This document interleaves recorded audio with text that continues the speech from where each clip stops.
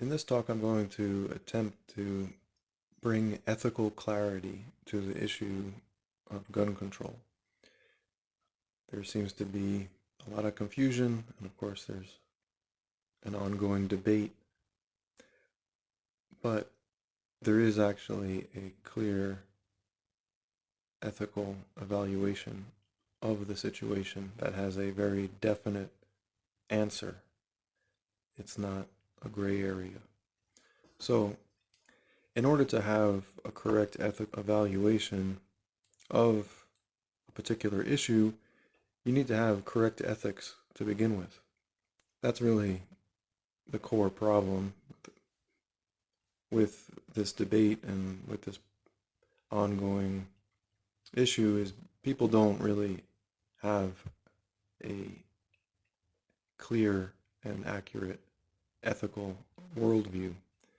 So, what is the correct ethical worldview? Well, it isn't moral relativism, and it isn't moral nihilism. It's what Jesus pointed us to when he said that the whole moral law can be condensed into the greatest commandments, which are to love God, love others, and love yourself. So, the thing to recognize there, just as a brief analysis of those commandments, is that it's comprehensive. The love is comprehensive, right? Who can you be loving towards? Well, there's the divine, there's other people and animals, and there's yourself, right? God, others, and yourself. So he's saying love towards all three is the ideal, right? So comprehensive, complete love, balanced, right? It's not just towards yourself, neglecting others, all three. And that is the perfect moral law. So that's key to understand that when trying to figure out any ethical issue. Secondly, the thing to understand is that the opposite of love is abuse. It's not hate. Hate is just extreme dislike.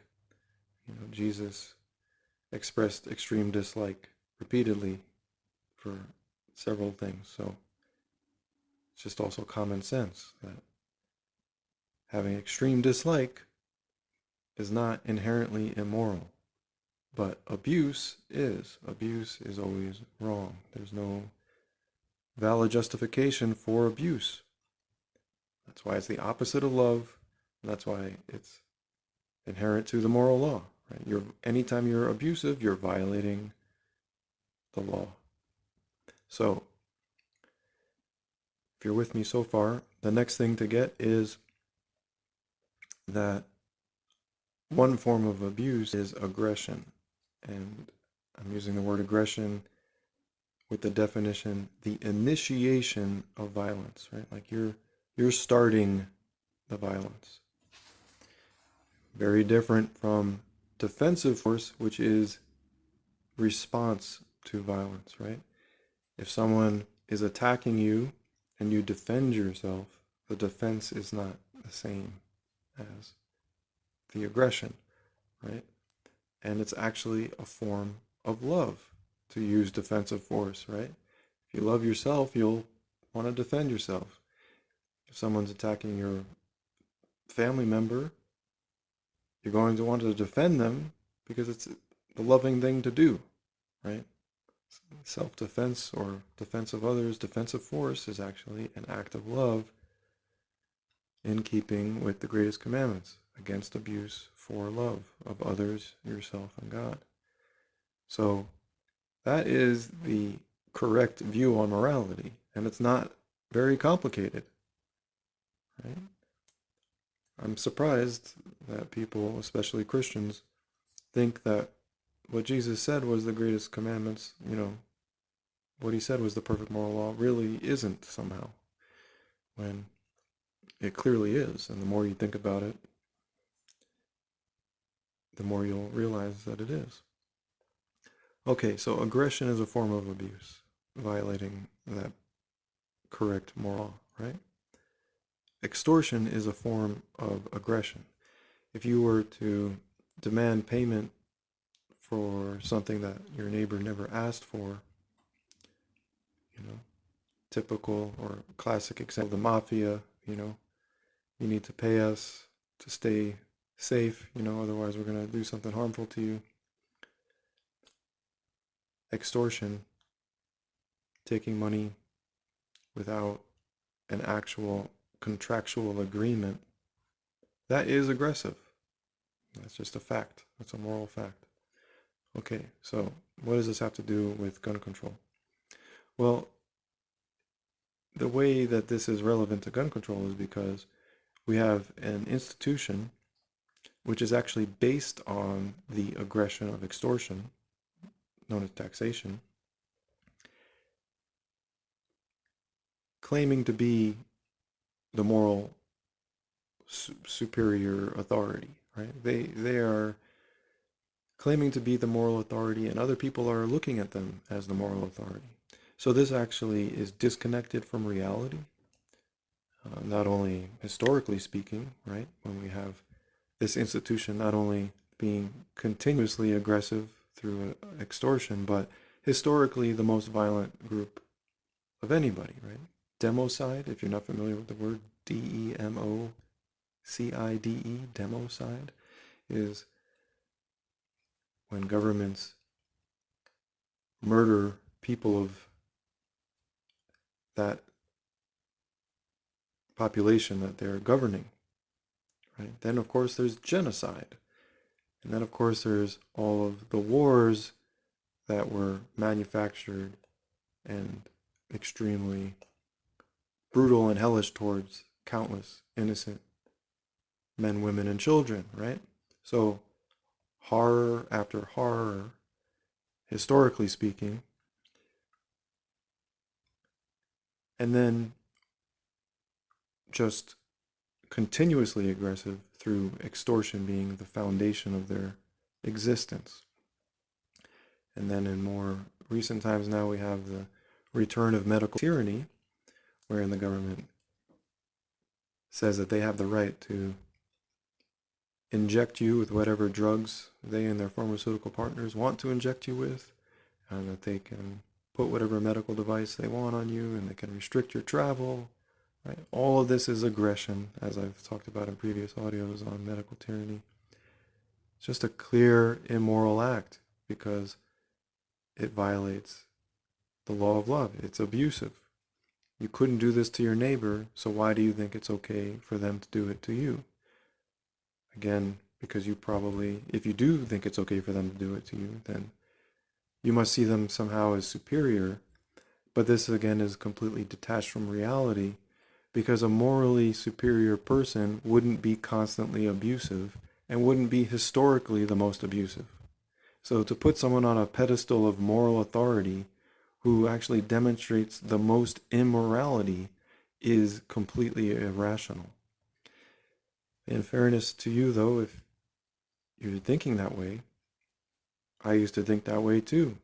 That's what we're indoctrinated to believe. Even though it's complete nonsense, that's what we're indoctrinated to believe.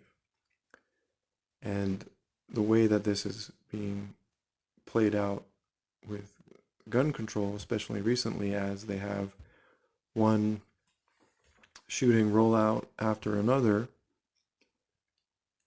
is by emotional manipulation, appeal to authority, appeal to guilt, and appeal to fear, right? Trying to keep you away from logical reasoning and just respond in an emotional way that is the way that they want you to, which is giving them more power and control. That's always their modus operandi. That's always what they're going after. That's always what the propaganda is seeking, more to disempower population more and empower them more.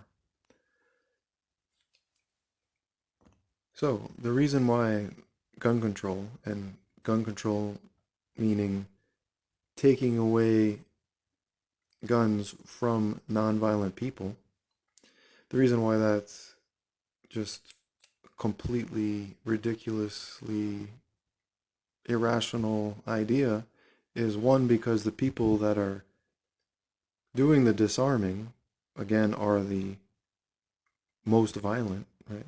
Continuously, currently, and historically, right? Their whole existence is based on violence. Again, extortion. Historically, right? All the horrors of democide, genocide, war, etc., right? And all the other things you could even talk about, like pollution and radiation and things that they're involved in, GMOs, things that they push actually, and that are extremely harmful, right? Government subsidies always tending to go to like what's the most violent and toxic thing, like livestock industry and GMOs and on and on. But I'll stick with like, the big, major, obvious, super clear as day examples of democide, genocide, and all the horrors of wars, to hopefully make it clear to you that to think that this is the moral authority that should disarm a population on its face is immediately absurd. But additionally, if you really care about ethics, you should recognize, well, disarming nonviolent people is an aggressive action just by itself, right? If someone were to go to their neighbor's house and say, hey, I want all your guns just so that I can feel safer, just so I can have more power, people would say, no, that's not legitimate. You can't just remove someone's ability or take away the tools of defense from somebody else. You're being aggressive by doing that, right? So on the person-to-person level, most people can discern basic ethics, but they lose sight of that once we get into the propagandized social level, where, the mass media comes in and convinces you that things have changed and, this is for the greater good, etc. So, number one, again, as far as these key ethical points here to get, is that disarming nonviolent people is an act of aggression, so therefore it's immoral. Extortion is an act of aggression, therefore it's immoral. So, two acts of immorality are being touted as the solution, right? The group that does the extortion is to carry out further aggression against the population, and then this is supposedly a good way to go. It makes no sense whatsoever. It's completely absurd and unethical. The fact that these tragedies have taken part, or have taken place in gun-free zones consistently. Right? I've heard the statistic of 98% of these shootings are happening in gun-free zones. Again, a gun-free zone is a zone created by the government to disarm people, right? So that's already an aggressive act, of course, in the name of safety. That's always their go-to justification for their aggression and control and power seeking. So we have these gun-free zones seen as a good thing when they're not, because it's an act of aggression to tell people you can't defend yourself here, you can't have the ability to defend yourself. Again, back to the greatest commandments. If it's abusive, it's wrong. The end. No asterisks, no fine print. That really is the perfect moral law. So disarming nonviolent people is abusive. Therefore, it's wrong. It should not be tolerated. It should not be accepted. And so we have these shootings happening in these areas where people were made defenseless by the government. And then we're being told the solution to these shootings is to disarm everyone who could otherwise, intervene and defend themselves. So why you would think that having a monopoly on weaponry in the hands of the government, who are currently and historically the most violent, makes any sense? I don't know, because again, it makes no sense. And it shows no compassion actually for the victims, because you're just actually supporting and condoning more victimization through disarming people, making them more vulnerable to that government, who historically increases their violence even more once the population is disarmed, right? They're practicing violence every day, 24 hours a day, 365 days a year. And once the whole population is armed, well, what do you know? They tend to even increase that, you know? And it seems like they're going as far as they can. Again, recently with medical tyranny, and that may come back around with introduction of a supposedly new virus that then supposedly justifies them being more aggressive and controlling again.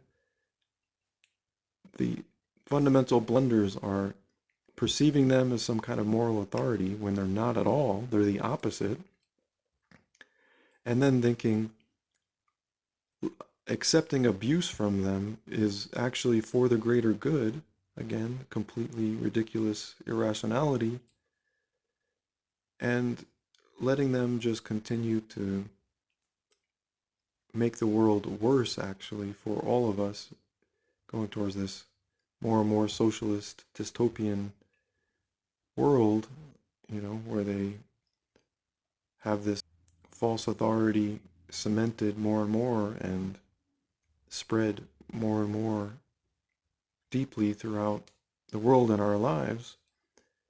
That is the wrong direction. Right? The right direction is returning to the correct morality, which again is the greatest commandments, which is also the non-abuse principle. And so what would a world that actually followed the non-abuse principle look like? Well, it wouldn't have disarming nonviolent people. It wouldn't have medical tyranny, drugging and controlling and people that way, right? Because that's abusive too. So all of these major abuses wouldn't be happening. Wouldn't have extortion, so we wouldn't have these institutions to begin with. Instead, it would be a world of sovereign individuals who own their own bodies, have self-ownership, right?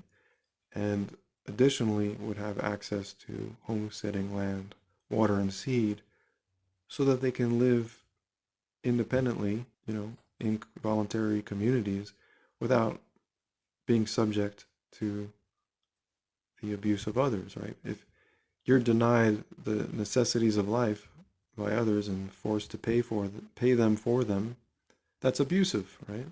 That's not fair.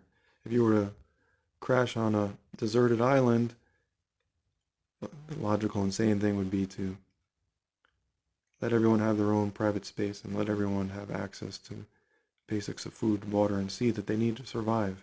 Any other idea contrary to that would be seen as abusive. Well, it's no different on the global scale. It's no different. It's the same scenario. You just have been so propagandized that it sounds ridiculous. Like, oh, that couldn't work. We can't have anarchy because there's bad people in the world. So let's give all this power and control to historically and currently bad people to make the world safe from bad people, right? Like that's the status logic, which isn't actually logical at all. So just to recap here, the reason why gun control or disarming nonviolent people, telling them that they can't have weapons or telling them what weapons they're allowed to have and which ones they're not, that's an act of aggression, which is immoral. And the folks telling us that that's a good idea are continuously aggressive, and their whole institution is based on aggression, namely extortion. And again, they're the most historically violent people. So, basic ethics debunks the legitimacy of gun control as being a betterment of society. I hope you found some of this insightful. Thank you for listening.